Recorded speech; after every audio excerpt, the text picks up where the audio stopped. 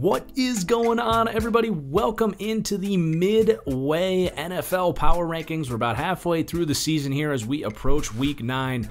It was a wild Week 8 of football to react to here. I'm really excited to talk about the tier gaps that we have set up this week. So we're going to get right into it. Please do hit that like button, share the video, all that good stuff.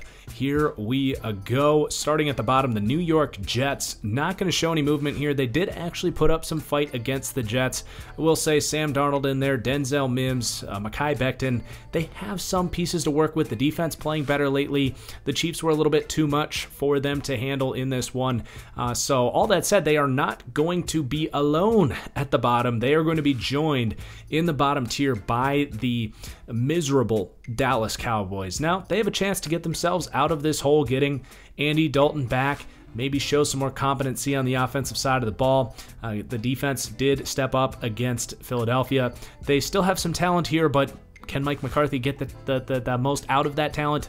That seems very unlikely at this point.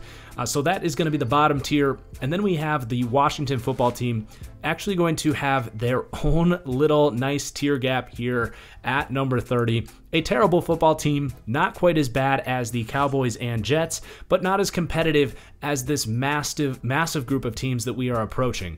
Washington was on bye this week, so we're going to move on. Now we have, let's see here, 11 teams in this next tier, and at the midway point, I feel very good about this tier right here. All of these teams are competitive on a week-to-week basis, but teams that are very, very likely not going to be playoff teams. So that's going to start with the Jacksonville Jaguars. Gardner Minshew dealing with a thumb injury that he has battled through, but they're going to be turning to Jake Luton, who I actually kind of liked in the draft in a weird, sixth round flyer kind of way. Excited to see what he has, but that's basically what this season has resorted to, seeing what you have, going for the rebuild, very much in the Trevor Lawrence conversation. And then the New York Giants, they were extremely competitive. I'd be proud if I were a Giants fan because you stuck with that, loss. You kept the record down. Your draft status did not change. It became even more apparent that Daniel Jones is not the answer. Yet you showed that your team is competitive, and Joe Judge seems like a legitimate coach. This defense has really surprised me. James Bradberry, Blake Martinez, very well coached, well disciplined, team with a lot of good technique across the board. So there's some reasons for optimism here. You just hope that the Giants front office can admit their mistake on Daniel Jones. Very clearly not the answer. He has no pocket presence. He makes terrible passing mistakes. Time to move on from Daniel Jones this offseason, but for the most part, pretty optimistic for the Giants. It seems they have found a pretty solid head coach in Joe Judge. And then the Houston Texans, who were on bye this week, are actually going to drop down 5 spots. Just so happens to be that all the teams around their area actually won this week and are going to be moving up. The Texans are a pretty lousy team. They don't have a whole lot to play for. I'm surprised that they have not made more trades here at the deadline to recoup some draft picks to appeal to some incoming head coach candidates. Their season is effectively lost. And then you have the Denver Broncos here going to climb up 1 spot. So they did beat the Chargers. The Chargers really just collapsed. Maybe the Broncos have something here, but Drew Lock, again, was honestly just not good again this week. I'm not buying into the Broncos yet, even though they got the win this week. We'll see. They have a chance to prove me wrong. Let's move on. The New England Patriots are going to drop down 3 spots. Now, on Sunday, I only saw some red zone. The Patriots early on struggling to move the ball a little bit. But after I went and actually watched the game, I will say I've been very hard on Cam Newton. Cam Newton was not the problem this week. They just got outplayed by the Bills. They came very close to beating the Bills. They're a competitive team. That said, they just don't have the talent, especially on the offensive side of the ball. So they're going to come down 3 this week. I'm interested to see, with some of Belichick's comments in the media this week, how much does this team rally? Do they kind of fold a little bit, knowing that they really just do have one of the worst rosters in the NFL, and how much can Belichick really get out of that? Maybe this is too low for the Patriots. This is by far the lowest I've ever had the Patriots in these power rankings. So we'll see what they look like moving forward. But they already come down 3 spots. They just don't have any roster talent. And then we've got the Carolina Panthers going to drop down 5 spots as well here. Man, that was a really discouraging performance on Thursday Night Football. I thought they had an opportunity as the better coached team to come in, get themselves honestly into the playoff discussion. after showing multiple weeks of good offense, the defense playing better, and they completely fell apart on the offensive side of the ball. Joe Brady, for all of the hype, was really underwhelmed by his play calling. Teddy Bridgewater played timid against a melted butter defense for the Atlanta Falcons that is one of the worst in the league. So really just discouraging step back performance from the Panthers. We know Teddy Bridgewater is what he is. This just might be what you can expect from the Panthers, is you might get a stinker here and there just because of the quarterback position. Teddy's had a pretty good year for the most part, but not this week. So some serious negative signs this week for the Panthers. And then those Falcons are going to climb up 2 spots just ahead of the Panthers. They're fighting. I mean, they have talent. They got Matt Ryan, Julio Jones, Ridley, the offensive line playing better, and the defense is flying around making some plays. So they are trying under the new head coach there, and the new interim head coach. Probably too far back in the standings, but they're going to be a tough out on a weekly basis, just as the Detroit Lions will be as well. Not quite as competitive this week against the Colts. They did lose 2 of their better players with Trey Flowers, Kenny Golladay. The offense is just so inconsistent, man. I love Matthew Stafford, but just not on a play-to-play basis a guy that you can truly trust at a high level, the type of level that you would require to carry a team like this. Matt Patricia's defense continues to really struggle. So they're a competitive team, but certainly not a playoff team. And then we have the Minnesota Vikings climbing up 5 spots here. Now, their schedule coming up is actually kind of a cakewalk. This team could be a 500 or above 500 team before we know it. Still probably coming from too far behind to get into the picture in the NFC. But they showed against the Packers that they really can be a competitive team. It's a team that beat the Saints in the playoffs last year. They can run the ball. Their offensive line isn't that bad. They have playmakers. And then you have Mike Zimmer getting this defense to play a little bit better here, getting these young corners to communicate better. Eric Kendricks is such a rock star.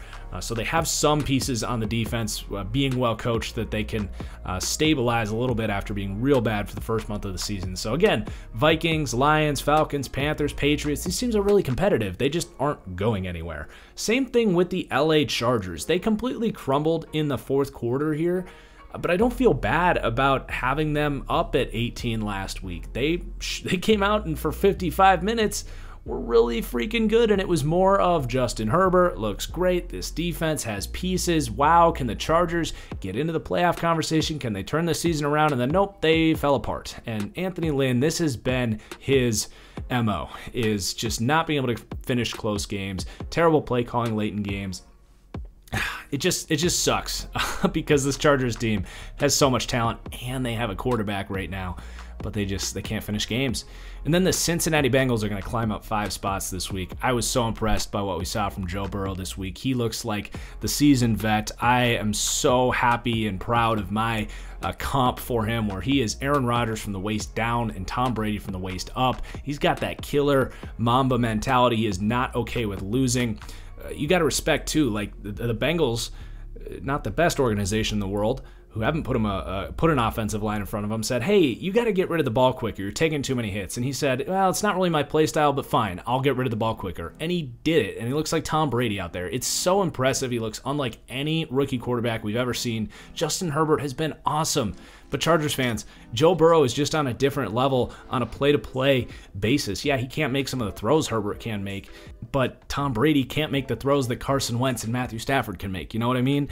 So the Bengals have, to me, a top 10 quarterback. I said it in week 4 of the NFL season. I got ridiculed for it, but I honestly don't know how you can watch Joe Burrow play and say that's not a top 10 quarterback right now. So they have that going for him. The defense is playing better. Hell, they even got the offensive line to work itself out a little bit. T. Higgins was practically a first-round pick for this team, the 33rd pick in the draft. He looks great. They didn't even have Joe Mixon out there, and they butt-whooped the Titans this week. So the Bengals are heading in the right direction. I'm still a little bit hesitant on Zach Taylor. I like the response this week, trading Dunlap, getting the team together.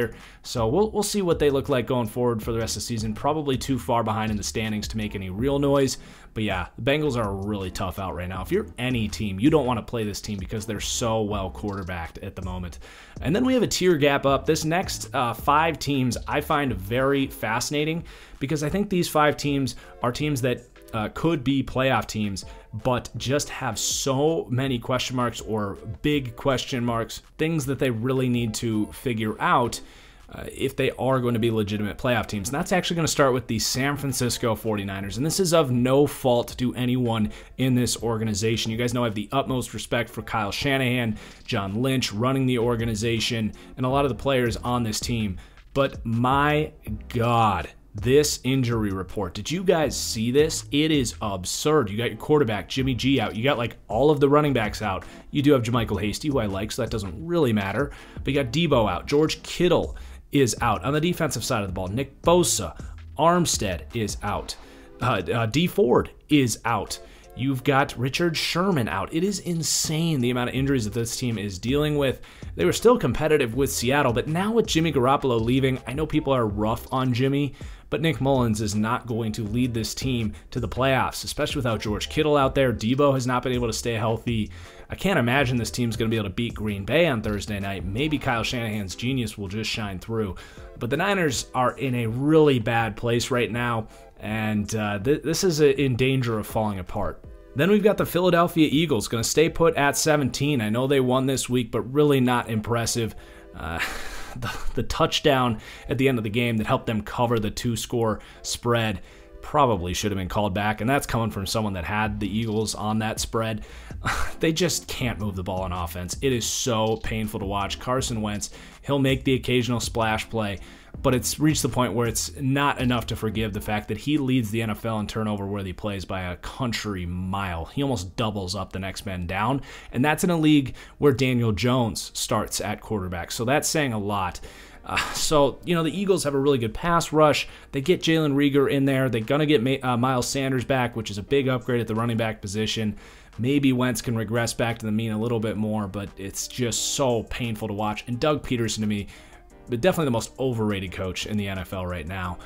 And then let's talk about a well-coached team that is pretty much the polar opposite of the Eagles, a well-coached team that doesn't necessarily have all the talent, and that is the Miami Dolphins. Now, people are going to want to know what I thought about Tua's debut. He gets a complete NA on this game. Like, I'm serious. I could have gone out there and won this game for the Dolphins. It's not a knock on Tua. He's going to get his fair crack. It's not going to be every week where he's basically up 28-0 or 28-7 before he even really has to do anything. And he actually did have a turnover that led to the Rams touchdown early on. But we'll have plenty of time to talk about Tua. The rest of this team, though, the defense is totally coming together. Xavier Howard looks outstanding. Emmanuel Ogbah on the defensive line has been great. These linebackers are outstanding. The D-line, Wilkins dropped back and got a pick in this game. The whole team is coming together on the defensive side of the ball. Brian Flores bucking that trend, along with Joe Judge, by the way. But this idea that former Belichick coaches are a flop, that's really a Matt Patricia thing. I like what Vrabel's doing in Tennessee as well. So the Dolphins are really well coached. The Tua thing being the question mark and the reason that they're in this tier and their standings. So they got to really put this thing together. I wasn't overly impressed by what we saw from Tua, and you guys know I wasn't the biggest Tua guy coming out, but I'm going to give him a fair crack, and we'll find out in the coming weeks what they have there. But certainly an interesting team, to say the least. And then we have the Cleveland Browns, who are going to stay put at 15 after losing to the Raiders. A weird game with bad conditions. Their first game trying to figure things out without Odell Beckham. I still love the line play on the offensive line, but defensively, even Myles Garrett, to be honest, can be a little inconsistent, but it's not his fault. The interior defensive line is not great. The linebackers, they're just not a very physical team on the defensive side of the ball. It was not going to be a good day for them in those conditions. But offensively, they're trying to figure some things out without Odell Beckham in there. They don't have Nick Chubb. Losing your best offensive players, and I want to say they haven't had Austin Hooper either. So they're out a lot of their best offensive players. They're trying to figure some things out, but they got to figure it out quickly and get healthy quickly because they're going to start falling behind in the standings if they can't get the ball rolling on offense. And same thing for the Chicago Bears. I mean, this defense is outstanding, and they held their own against the Saints. They went to overtime. But when you can't move the ball, it's hard to win games in the NFL, and it was more the same for the Bears. They kind of let this game get away from them. Nick Foles was so bad in the second half of this game. So they are actually going to climb up too because they stayed competitive. You got the Niners dropping down. I think they're a better team than the Browns, but they are going to round out this tier gap of teams that honestly probably not playoff teams unless they can figure out some crazy stuff. And then we've got well, obviously you got the Philadelphia Eagles, who will be a playoff team, but can they compete at all against any of these teams in the top? Probably not right now.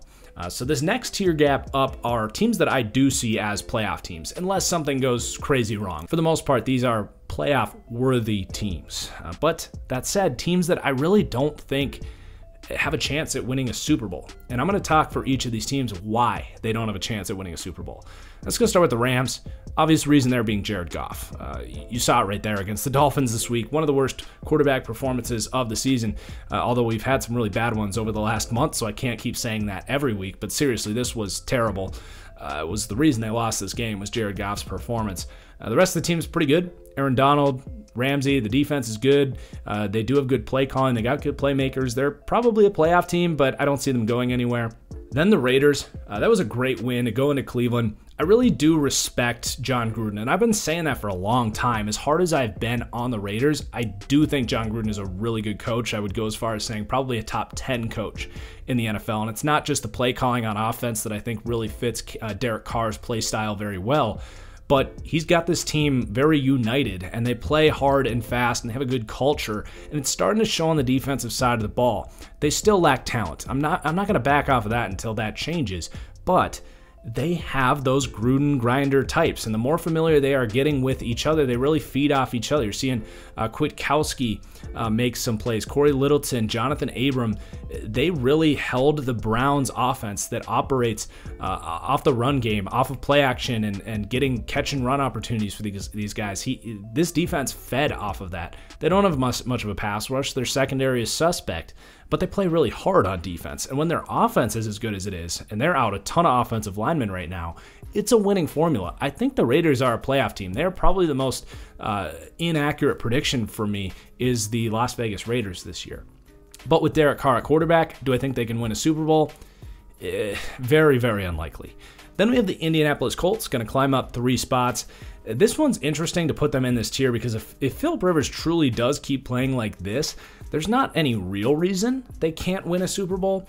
The thing with the Colts for me is they seem to lack that superstar talent. They have a really balanced roster. They're well coached, but they don't have any single unit on this team other than the offensive line, which is fantastic. But other than that, I don't look at this team and say they're going to dominate the game from this point of view. The quarterback, I mean, man, Philip Rivers has been good, but do I really trust him to be an elite quarterback? No. The receivers, the run game, honestly, Jonathan Taylor's been a little underwhelming given how good the offensive line is. And then defensively, they're really sound and solid, but they don't have elite players on that side of the ball. So they're just a really good football team. If Philip Rivers plays like he has the last 2 weeks, they're going to be in pretty good shape, and maybe they can get to the Super Bowl. But I see them as a playoff team. Maybe they even win the AFC South, but a hard stretch for me to see them winning a Super Bowl, though I do have a Colts future down on the market, so I'd be fine with it. Then the Arizona Cardinals, +1 on the bye week this week. They have some upside. I mean, there's, again, kind of a long shot they could win a Super Bowl, but I just see them as too young. They lack some of that physical advantage that they're going to need in January football. So I like the Cardinals on bye this week. They're going to climb up with the Rams dropping down. Excited to see their second half of the season for sure. One of the more fun teams in football, as are the Buffalo Bills. Josh Allen really good this week against the Patriots, did everything he needed to. The defense remains a bit of a problem. That would probably be, honestly, the main reason I'm suspect about the Bills, along with some of those little flashes of Josh Allen, kind of the facepalm moments. But it really is about the defense here for the Bills. Absolutely a big win to knock off the Patriots this week. Looking very promising that they are going to win this division. But I'm just not ready to go to Super Bowl hype on this Bills team. Same with the Tennessee Titans, who laid a stinker this week. And honestly, that's just kind of why I'm hesitant on the Titans. Like, Ryan Tannehill's been really good, but when you put him in third downs and get him off of the game script, he's just not a great elite quarterback. He's kind of a one-trick pony in the sense of the word. You put him in play action, you scheme up guys like A.J. Brown getting open on crossers, corner routes to Corey Davis. You hand the ball off to Derrick Henry. But when you get off that script, I don't really trust Ryan Tannehill and this offense. The offensive line is a problem. The defense has not been particularly good. So they're a really good football team, just not a true Super Bowl contender like a lot of Titans fans wanted me to say they were several weeks ago. Then the New Orleans Saints, going to be the last team in this tier of legitimate playoff teams, but teams that I really can't picture winning a Super Bowl. And this comes down to Drew Brees, and he is getting away with it somehow. This team continues to put up points. I don't understand why teams don't do whatever they want to, whatever coverage call you want to run, constantly put a man or an extra man on Alvin Kamara. The Bears were just dropping back into like hot zone blitzes with the one buzz, middle zone underneath defender being Khalil Mack. Khalil Mack should not be covering Alvin Kamara on an angle route out of the backfield. It's just terrible defensive play calling when you're playing the Saints. This team very clearly has a vertical passing problem, and as good as Michael Thomas and Emmanuel Sanders are, getting them back is not going to change that. It will help this offense, and that's the reason they're climbing up 2 spots this week after not looking particularly good. But the defense, getting Quan Alexander back in there, can they start to figure some things out? I don't know. I just can't see this resulting in a Super Bowl season for the New Orleans Saints. And then we have a tier gap up, and there's 2 teams in this next tier, and these are teams that I think can be legitimate Super Bowl teams, but seriously desperately need to figure some things out. And that's going to start with the Green Bay Packers dropping down 1 spot. Luckily for them, their biggest problem is, in theory, the easiest thing to fix in the NFL, and that is run defense, which is, as I've always said, effort and scheme. And it starts with scheme. Mike Pettin should be embarrassed about the approach against the Vikings this week. They ran nickel defense, gave their second best run defender on the D-line 8 snaps this week. This is the same problem they showed against the Niners. They just didn't match up their personnel to stop the run. Kirk Cousins didn't throw the ball more than 10 yards that entire game, and they just got demolished. So they can figure that thing out. There's also a personnel problem there. They don't have a lot of depth on the D-line. They don't have great linebackers. Now, the receiver thing's going to be a problem, and I still think this team is going to stick with their typical annual thumb-up-their-ass technique at the trade deadline. It'd be nice if this team wanted to win a Super Bowl. That would also help them get into the Super Bowl tier. Go get a Will Fuller. Go get a Kenny Stills. Make a move. Get Aaron Rodgers some talent so that when they do fall behind, they actually have some separation and explosive playmakers. As much as I love Davante Adams, he's a rhythm player. He's not an explosive player. Eric Kendricks covered Davante Adams up the seam on a cover 2. He's just not very fast. He's not explosive. They need some speed and big playability here, and maybe getting Aaron Jones back will help that. But man, Aaron Rodgers can't do everything here. He can do a lot, but not everything.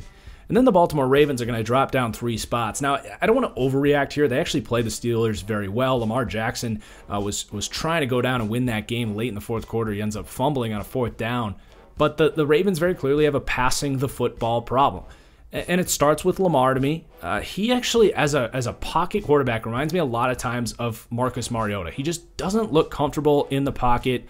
His accuracy can be hit or miss, but to me it's much more about the overall, not decision-making in a traditional sense. He for the most part is going to make smart throws. He had some bad ones this game, which were eye-opening. But it's just a matter of knowing when and how to manipulate the pocket, when to scramble, when to step up, when it's appropriate to take the crossing route short of the line of scrimmage, when you need to hold on to the ball and open up passing lanes downfield. He just doesn't have that natural feel as a passer. But it goes far beyond that. The pass protection has not been very good. This team is not built to get into passing scripts. The Ronnie Stanley injury is certainly not going to help that. And the receiving situation here is not great either. At least Baltimore has an exceptional defense in their favor, and I'm not going to bet against Lamar Jackson, but I just don't know if this team is a legitimate Super Bowl team with the way that they're currently constructed. And then we have a tier gap up. These top 4 teams to me are absolutely Super Bowl contenders, but I will say that, spoiler alert, the Kansas City Chiefs are in a tier gap alone right now. I think just the most complete team in football. But that's not to say that these next 3 teams don't have a legitimate chance at beating the Chiefs. I think all 3 of these teams, you're looking at them being 3-4 point underdogs against the Chiefs, which is very manageable. Anyone else, I think you're looking at 5-6 points. So the Tampa Bay Bucks are going to come in at number 4. I'm not too worried about the game against the Giants. Tom Brady was not particularly good in this game, but the way that this team is built, they don't need Tom Brady to be amazing, especially when they get Chris Godwin healthy, Antonio Brown out there. Now, there's some question marks on if and when that is going to happen, but you have a great offensive line, and this defense is just lights freaking out, man. They took over in the second half of the game, granted against the Giants, but they did against the Packers too. So I do believe that this defense is absolutely legit. Could make a case for having the best secondary in the NFL. This team is very well-rounded. If this all comes together, they, to me, would be the most well-rounded team after the Kansas City Chiefs. They just got a few things left to figure out. And then the Seattle Seahawks, not so much well-rounded, but what they really impressed me with this week was the physicality that they played with on the defensive side of the ball. They did not let a red-hot San Francisco 49ers team come in there and kick their ass at the line of scrimmage like I thought that they might. They have so much speed with this linebacker group, but you got to be impressed with how the D-line played as well. And then if they can get Jamal Adams back, get Carlos Dunlap in there, and just have a top 20 defense, which I don't think this is ever going to be a great defense, but they can be well coached, they can play fast, and have some more talent, getting guys like Dunlap and Adams in there, that'll be really nice. And then it takes a little bit of that load off of Russ. Let Russ do his thing. If he does make some mistakes, if you get some bad luck on the crazy vertical explosive nature of this offense, which is bound to happen. It's just a volatile approach. As good as Russell Wilson is, I think that's fair to say, they are a big play offense. You can take a little bit of pressure off of that and help things out with the defense. The Seahawks are looking pretty good. And then the Steelers are going to climb up one after beating the Ravens. Honestly, man, they looked good, especially on the defensive side of the ball. They have probably the best defense in the NFL, but Big Ben was not good in this game against the Ravens. If Lamar played better, they probably lose this game. So Big Ben, he's not a problem per se, but he's not something you really get excited about with this offense. They're going to lean on the offensive line kicking ass. They're going to lean on the playmakers doing their thing. But the reason I don't have them in a tier with the Kansas City Chiefs is from what I'm seeing from Big Ben, as good as the Steelers defense is, I don't trust them to get into a shootout with the Kansas City Chiefs. So that is why there is a tier gap here. Don't want to dump on the Steelers as a huge win. I think they take this second place spot, but the undefeated thing, not so much for me. I think if they played the Chiefs, there's a high likelihood that they would lose. So the Chiefs are going to be number one here. They did just play the Jets this week, but they used it as a get-right week, especially for Tyreek Hill, who has been very quiet this season. If they can reconnect Mahomes and Tyreek Hill, get that explosive vertical element of that offense back, now that they're running the ball well, now that they're playing really good defense, Chiefs are scary, man. Super Bowl favorites by far. So there are your Week 9 power rankings. Make sure you guys like and subscribe. I think on Thursday, I'm going to kind of revisit my preseason predictions, talk about where I've been right, where I've been wrong, and make some adjustments and what I think the playoffs and division winners and stuff is going to look like by the end of the season. But I will say, man, my preseason predictions, I had Bucks, Seahawks, Steelers, and Chiefs in the conference championship round. So a nice victory lap for me on that one in the midway season. I don't think that there is confirmation bias in me having those four in the top four. I think those are a nice clear-cut top four. So I hope you guys enjoyed. Please do hit that like button. Cheers, and we'll see you for the next one. Peace out.